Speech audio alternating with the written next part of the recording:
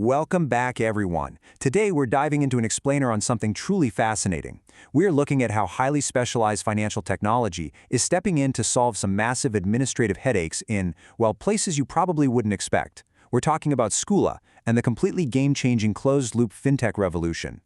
So, think about this for a second. How do you build a functioning, secure banking system for a place that absolutely, categorically does not allow banks, or individual bank accounts, or even physical cash for that matter? It's a huge puzzle, right? Well, the answer lies in the really surprising dual-nature technology we're exploring today. It's a system purpose-built to work seamlessly in highly restricted environments, bridging the gap between everyday convenience and intense institutional security. Okay, let's dive into this. Here is our roadmap for the journey today. 1. The closed-loop concept. 2. Core architecture. 3. The 32-month rollout. 4. The high-security pivot. 5. Government grant alignment. And finally, 6. Strategic value. Starting right off with Section 1, the closed-loop concept. To really appreciate why a closed-loop fintech system matters, we have to think about the universal friction of handling physical cash. Think about the old days of handing a kid crumpled-up lunch money that inevitably gets lost, or the security nightmare of cash boxes. In closed-off environments, traditional banking just doesn't work. Actually, scratch that. It's not just that it doesn't work, it's often literally unauthorized. A closed-loop system is basically a unified financial infrastructure designed specifically for these closed environments. It completely removes the need for individual end users to have their own bank accounts. So instead of cash, you have this secure digital ecosystem where the money stays entirely within a controlled, restricted bubble. Let's move to Section 2, Skoola's core architecture. And this brilliantly illustrates exactly how it works. The Skoola platform, which is built by Comeps and Mayapa Damaju, relies on 4 main pillars. First up, you have the e-wallet and cashless system. This is powered by an FPX gateway, which for context is Malaysia's standard online payment channel, and it lets parents or guardians make totally frictionless remote top-ups. The kids don't need a bank card at all. Next is the safety component, real-time WhatsApp alerts. Through an automated API, parents get an instant ping on WhatsApp the very second a student checks in or out at a campus terminal. Then we have the centralized school system and reporting, automating daily attendance and tracking every dime spent at the canteen.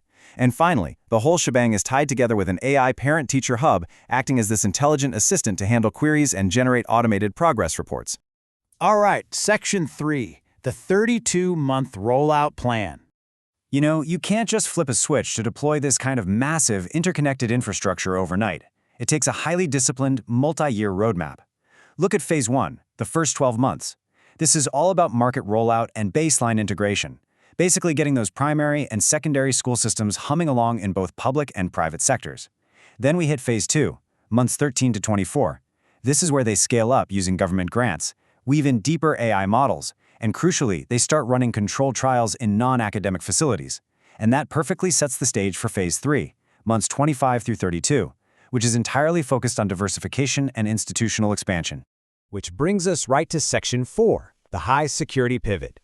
Now, what's really interesting about this slide is the sheer contrast. This is the major plot twist of our explainer today. On one side, you've got school campuses, using the tech for frictionless allowance top-ups and keeping kids safe.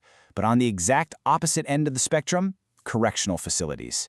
The exact same core technology used to track a 5th grader's juice box spending is actively deployed in maximum security prisons. No way, right? But it makes perfect sense. In a high-security ecosystem, eliminating physical cash is a mandatory security measure to stop illicit trade. By replacing physical banknotes with closed-loop digital balances, administrators get fully auditable commissary spending. They can precisely track and restrict inmate transactions, all operating on secure, controlled terminals with zero external connectivity. Moving to Section 5, government grant alignment.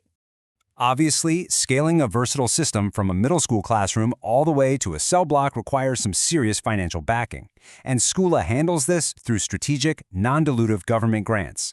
You've got the Cradle Fund providing backing for commercialization strategies and platform scaling. Then MDEC, the Malaysia Digital Economy Corporation, steps in with grants specifically to enhance digital capabilities and drive that deep AI integration we talked about earlier. And finally, MTDC and regional funds handle the heavy lifting, facilitating the regional infrastructure rollout and deployment logistics. This keeps their R&D engine running hot without slowing down their national footprint. And lastly, Section 6, the ultimate value proposition. So, the crucial point is, who actually wins in this ecosystem? Well, literally, every single stakeholder gets a massive upgrade. For parents and guardians, it's total peace of mind, instant safety alerts on their phone, and super easy remote top-ups. For school management, it completely eliminates the risks, headaches, and wait times of dealing with physical cash on campus. And for facility administrators in those intense, high-security environments, it's a real game changer. They get end-to-end financial auditability, strictly controlled digital boundaries, and the absolute elimination of physical currency. It's an incredible win across the board. So, I want to leave you with a final thought to ponder today. Where are closed-loop fintech systems going to pop up next in our daily lives? We've seen it master the primary school and secure the correctional facility. Their roadmap even hints at expanding into isolated corporate campuses or remote military complexes next. The potential to totally remove financial friction while massively boosting security is just vast. Thank you so much for joining me on this explainer today. Keep questioning the systems around you, and I will see you on the next one.